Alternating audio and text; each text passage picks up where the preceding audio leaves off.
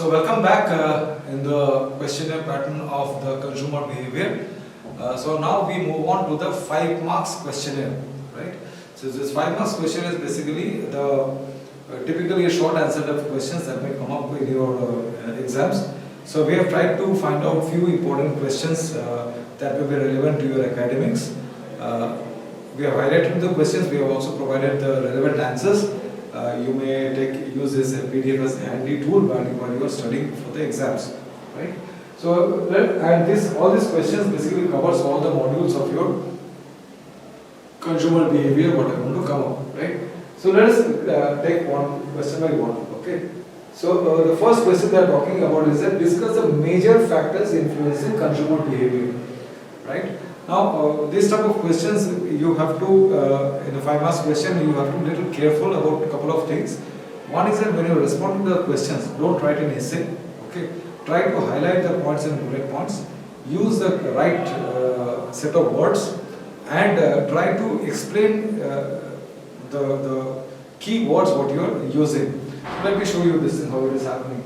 So, the question is discuss the major factors influencing consumer behavior, right? So several factors influence consumer behavior. The first factor is cultural factor, right? The first factor is cultural factor.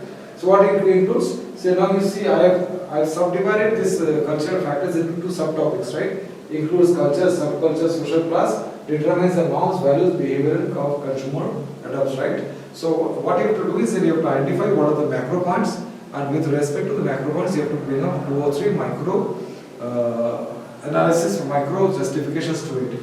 So what are the factors? Cultural factors, social factors, personal factors, psychological factors, economics factors, right? These are the different factors that influences the consumer behavior, right? So my cultural background, my social background, my personal background, for example, age, gender, everything defines my consumer behavior, right? Psychological factors, my motivation, my perception, learning, beliefs, my hobbies, right?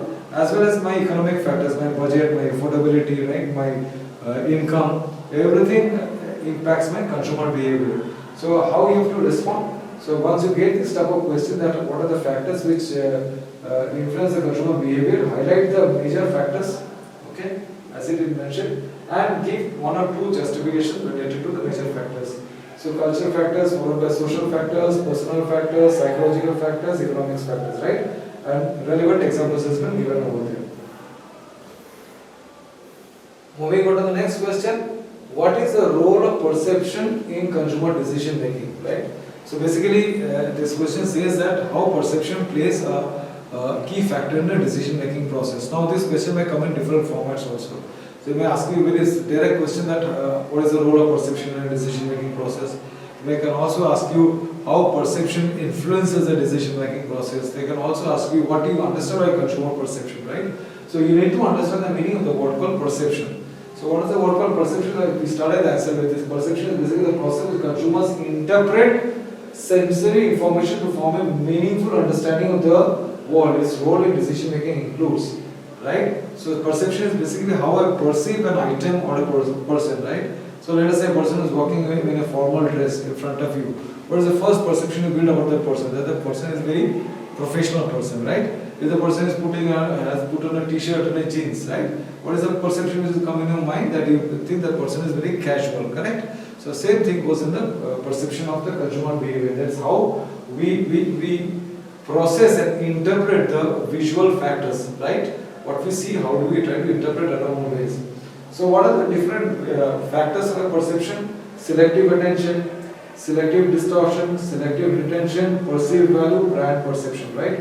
So we will not go to the details of these responses in this session, because this is not exactly a theory class.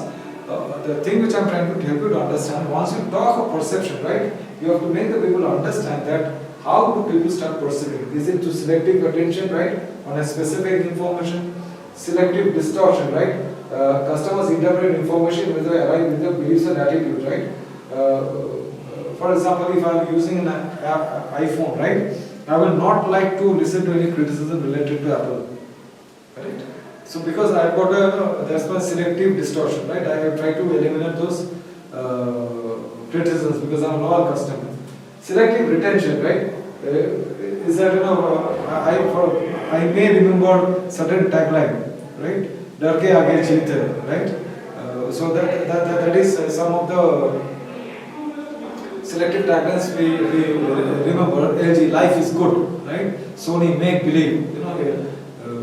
Nothing is impossible is nothing. You see that I think the famous shoe brand advertisement, I think Nike, right? It creates a selective perception in the mind.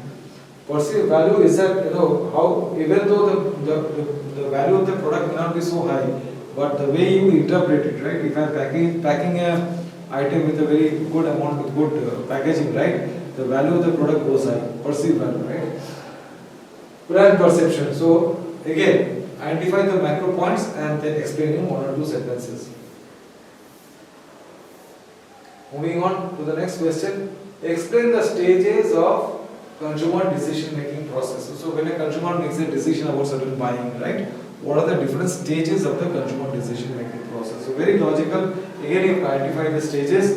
Very important. You have to write it in an absolute chronological manner. That means it has to come step by step, one by one, in order of occurrence, right? It cannot just come at all, right? So what is the first stage of consumer decision making process? So you recognize the problem. That okay, I need a mobile phone. I recognize the problem, right? My old phone has got worn out. I really need a mobile phone. Second step, what do? You do something called information search, right? You try to find out what are the possible mobile phones that are available in the market within my budget, my likings, dislikings, right? What is the third step you do? You start evaluating the alternatives, right? I try to look into 3-4 phones. I try to find out which is more suitable for me, that suits my pocket, suits my features, suits the requirement which I have got. Once I've evaluated, I take a purchase decision, right? I buy that product, and after buying that product, I try to do a post-purchase evaluation, right? What are the challenges I'm facing, how much happy I am with it, right? So that is the sequence. Now, when you're mentioning this answer, okay, when you're mentioning the answer, it has to come, I'm repeating this thing again and again, it has to come in the right sequence. The first step is problem solving followed by information research, right? So you cannot just jump in the first step that information research and then problem solving. That is an incorrect answer. Okay? Going to the next set of questions in the module number, in the 5 marks question. Define sustainable consumption and significance in modern marketing, right? Now sustainability is the word of today. It's a word of today, and this is a very important word which is related to your topic or the subject what you're dealing with, right? So define sustainable consumption and significance in the modern world. So first you need to understand what is the meaning of sustainable consumption. So while you are starting this sentence, right, you have to make a very clear definition of the sustainable consumption, right? It has to be come with clarity and it has to refer from the book. So it talks about, it involves using products and services in a way that minimizes the environmental impact and promotes social equity, right? So we all know what is a sustainable product, but you have to define it in the right way which has been defined in the book. Now what are the different significances? Environmental protection, consumer awareness, CSR, corporate responsibility, regulatory compliance, these are the significance, right? It implies society, it implies environment, right? It comes under the regulatory control, right? There are certain laws which have been given by the government and we cannot use these type of products, right? It also creates consumer awareness. Again, use the words and explain it. Use the words and explain it. You can refer to this PDF for these examples.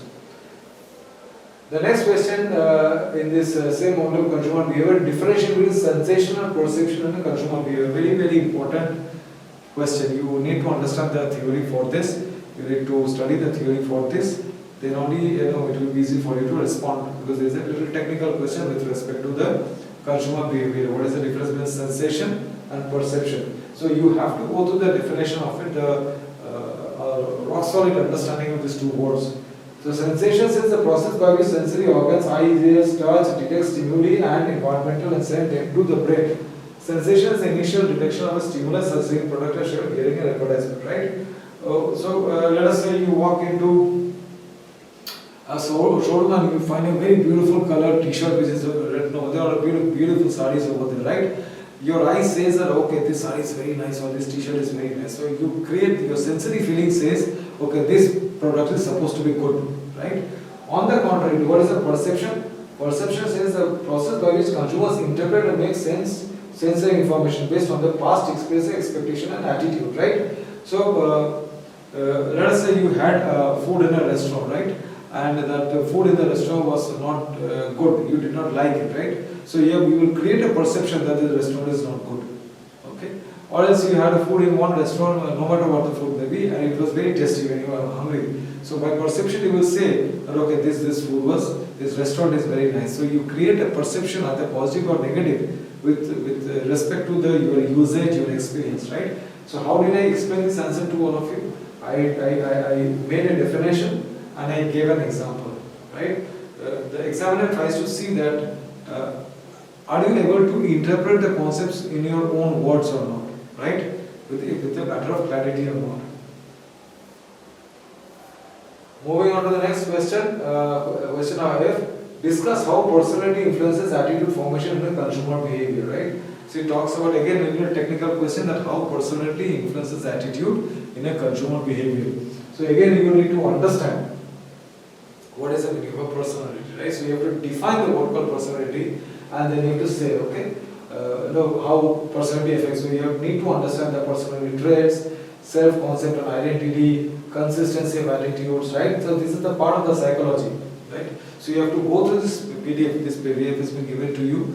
You have to go through this word and you have to understand the word and you have to replicate it in the exams. Okay.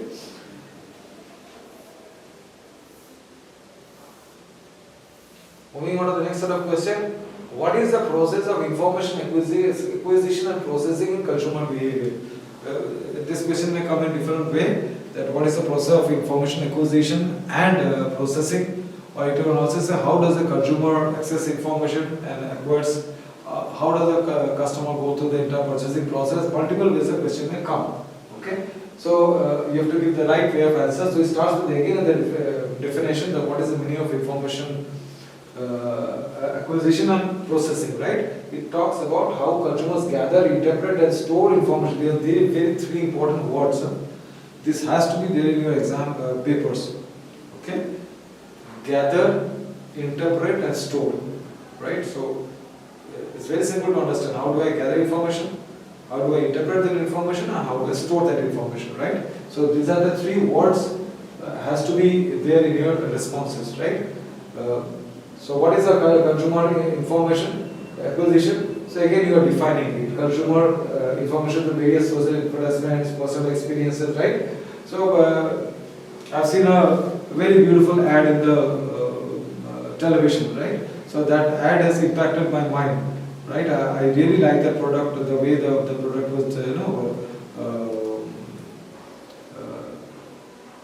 communicated in the advertisement. So it creates a impact in my life. So I gathered that information from the television advertisement, right? So that is one way of looking into it. Information processing. So what is information processing? And once the information is acquired, the consumer process will evaluate different options, right? So they will try to compare, right? They will try to evaluate different type of products. So there are stages. Again, the way you have to interpret, respond is that you have to give a very sequential answer. Okay. First comes acquisition, followed by processing, followed by encoding and storage. Right? How do I understand, interpret the data, and how do I store it? We may give some relevant examples with respect to it, but key to success and scoring marks is that it has to come in the right chronological manner. Okay. Moving on to the next set of questions, that is question 1H. Describe the different types of learning theories and the approach in the application of the consumer behavior, right? So there is again a little technical part where you have to talk about the consumer learning theories. So you can refer to the book, what you are studying, as well as to the PDF. So there are classical conditioning, right? So what is the classical condition? This theory proposed by Paulus says the consumers can assume neutral stimulus, meaningful stimulus from leading to conditional response. So let us say Coca-Cola's ad often feature happy moments leading consumers to associate happy with fitness Coca-Cola, right? A very simple example. Let us say all of you must be liking eating chocolates, right? So when people eat chocolates, they feel happy, right? They reduce the stress. So they try to connect their emotions with that thing, right? So there is called conditional learning, classical conditioning. operant condition is basically talking about, when the consumers learn through reinforcement of conditional consumer, so let us say if you go to a shop and the shop is giving you loyalty points, right? What do you try to do? You try to, you become very loyal to that particular shop, right? You want, for example, let us say you go to Spencer's for shopping, right? Once you do shopping in Spencer's, they will give you some loyalty points. So that will make you to come for the next time, right? So that is called the reinforcing the thing, and that is called operant conditioning. Observational learning comes from the social learning theory, right? Sensodyne, right? If you see the Sensodyne advertisement, so people, the dentists are recommending Sensodyne in the television, right? What are they doing? They are creating an observational learning. So when I'm seeing a dentist referring to a Sensodyne, that means somehow when I do my teeth, I always try to rely on the dentist recommendations, right? So it is helping me to take more conscious decisions. Again, little theoretical, but you have to explain each of the point with relevant examples. Okay. So how do you create it? So you create the different conditioning, write down the sub points, and with the sub points explain the sub points and give relevant examples. What are the different type of families and how do they influence the behavior, right? So there is a question that is very much related to the your concept of your consumer behavior. So what are the different types of family? Again, you have to go through the PDF because these are a lot of definitions are concerned. You have to use those words, specific words: nuclear family, extended family, single parent family, right? Childless family. The important thing out here is that please read the question very carefully. What does it mean? The question says that not only they are talking about types of families, but how they are influencing it, right? So how you have to do is that you have to define the family and then you have to do a subtopic of the influencing, okay? So this is how you have to respond. This is how you start getting marks. You define the family, one bullet point, and in the second bullet point you write down that how, what are the possible ways they are influencing the consumer behavior. Okay. Explain the impact of technology on families' consumption. Okay, let me see if I missed out something. Okay, no. So we move on to the next question. Explain the impact of technology on a family's consumption basket. So in today's world, how technology is impacting a consumer's family's consumption, right? Technology is playing a very significant role, correct? So you have to use again the right words, okay? E-commerce, technology in the house, streaming, digital entertainment, health and fitness tech, right? A lot of things are impacting our behavior. Now the question is how it is impacting, right? How? So what is how e-commerce is impacting? So technology and universal shopping making easier for families, impact on consumption, increase online purchases, right? Shopping for products like groceries, clothing, even household. So this is what they are expecting to. Okay, so you are not only have to say that what is impacting, right? You are talking that okay, e-commerce is impacting. It has revolutionized the shopping process, but how it is impacting, right? Probably a lot of impulse purchases are also happening. For example, let us say when I go back to my home, let us say I'm a little hungry, right? And with this coming of the Swiggy and the Zomato, I just order a pizza and I just get it. I may not have thought of it, right? But it's suddenly on the spot of the mind. If you remember, there was impulse buying we discussed, right? We purchased that thing, right? So in the home, a lot of things, IoT we talk about, right? Even everything, Alexa is another example of a technology, right? Which is driving our decision-making process. Social media, digital entertainment, right? So again, highlight, explain, highlight, explain, highlight and explain the impact.